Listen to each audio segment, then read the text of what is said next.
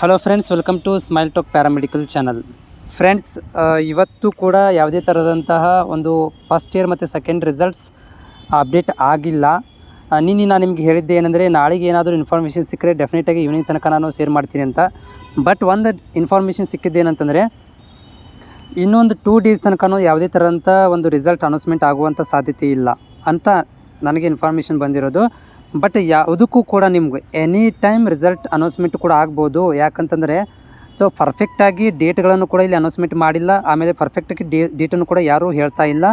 ಒಂದೇ ಹೇಳ್ತಿರೋದು ಏನಂದರೆ, ಎಲ್ಲ ಇವಾಗ ಇನ್ಫಾರ್ಮೇಷನ್ ಅಂದರೆ ರಿಸಲ್ಟ್ ಎಲ್ಲ ರೆಡಿ ಇದೆ.